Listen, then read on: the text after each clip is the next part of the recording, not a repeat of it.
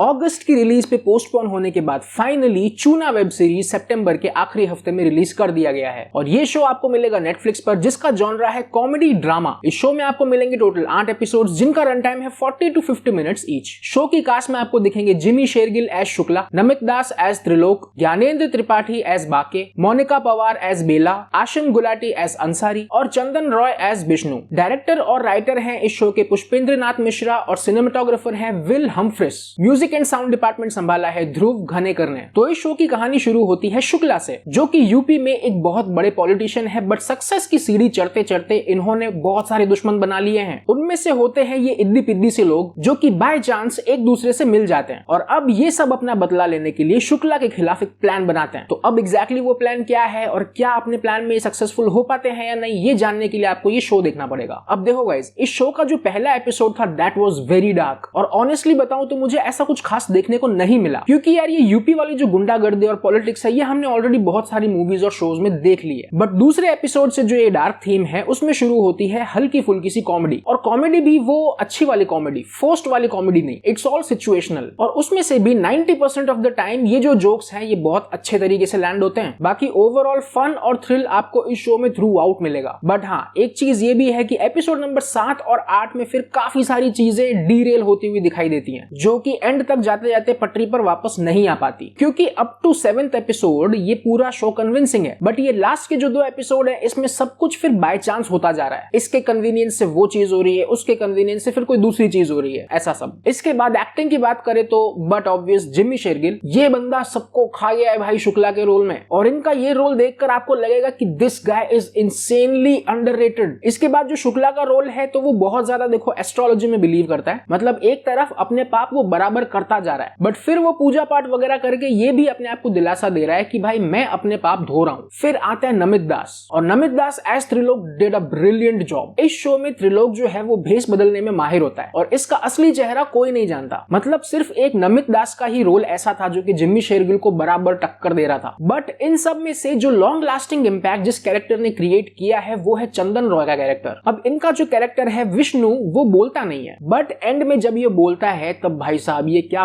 फटता है, and that scene was really intense and full of comedy. अब female lead में हमको मिलेंगी मोनिका पवार एज बेला और निहारिका दत्त एज झुम्पा, और इन दोनों का रोल भी बहुत क्रूशियल है और 2-3 गेम चेंजिंग ट्विस्ट इनके हाथ में भी दिए हैं। नाउ कम्स आशिम गुलाटी, जिन्होंने किया है अंसारी का रोल। अब इनकी एक्टिंग अच्छी है, बट आई डोंट नो कि इन्होंने कॉमेडी करने की पूरी कोशिश की है बट इनसे हुई नहीं है, एंड समटाइम्स इनका जो कैरेक्टर है वो थोड़ा सा इरिटेटिंग भी था। फाइनली इस शो में सबसे ज्यादा डायलॉग है अरशद वारसी के, जो कि शो के नरेटर हैं। वो इस शो में आपको दिखाई नहीं देंगे बट वो हर 2 से 3 मिनट में आपको एक जोक क्रैक करते हुए सुनाई जरूर देंगे। So overall everyone leaves a good mark. Cinematography was really good और कलर पैलेट्स काफी डिसैचुरेटेड से यूज किए हैं, जो कि इस शो की डार्क थीम को बहुत अच्छे से मेंटेन भी रखता है और एक सटल सी कॉमेडी को बीच में आने का स्पेस भी देता है। डायरेक्शन वाज रियली गुड, क्योंकि ये शो स्टोरी सेंट्रिक से ज्यादा कैरेक्टर सेंट्रिक है, मतलब कैरेक्टर्स स्टोरी को अपने कंधों पे उठा के और फिर फिनिश लाइन तक लेकर जाते हैं, जो कि आपको देखने में बहुत अच्छा लगेगा। जहां पर ये कैरेक्टर्स बहुत अच्छे से डिजाइन किए हैं, मतलब when it comes to writing these characters और जो सिचुएशनल कॉमेडी इन लोगों ने की है, ये काम करवाना अपने आप में एक कला है। इट फेल्ट लाइक कि इन एक्टर्स को डायलॉग्स दे दिए गए और फिर इनको कहा कि भाई ये सिचुएशन है, अब तुम इंप्रोवाइज करो अपने हिसाब से, and then they practised a lot and then they shot. Finally sound design बहुत सही था, मतलब म्यूजिक क्यूज आपको सुनने को मिलेंगे जहां पर आपको समझ में आएगा कि अब कॉमेडी सीन आने वाला है या फिर कोई डार्क सीन आने वाला है। तो overall this show was a fun experience, और अगर आप भी इसे देखने बैठते हो तो आपको मिलेंगी बहुत सारी गालियां, कुछ किस सीन्स और एक सेमी एडल्ट सीन, और मेरी साइड से इस शो को 3.5 आउट ऑफ 5 फाइनल वर्डिक्ट। देखो गाइस, ये शो एक बहुत ही बढ़िया वन टाइम वॉच है, बट ये शो बिंज वॉच करने जैसा भी नहीं है कि अगर आपने एक बार लगाया तो फिर गई 8 घंटे की, मतलब बीच बीच में कुछ ब्रेक्स आप लेते रहना। मैंने देखो ब्रेक्स लिए थे, मैं झूठ नहीं बोलूंगा, मैंने 2 ब्रेक्स लिए थे, एक तो दूसरे एपिसोड के बाद में और फिर एक 6th एपिसोड के बाद में। तो आप लोग भी इस वीकेंड अगर कुछ नहीं कर रहे हो तो फिर ये शो देख सकते हो। और इसी के साथ आज का वीडियो मैं यही खत्म करता हूँ। ये रिव्यू आपको अगर हेल्पफुल और लॉजिकल लगा तो don't forget like and subscribe. मैं मिलता हूँ आपको नेक्स्ट वीडियो में, तब तक ध्यान रखो अपना, बी ऑसम एंड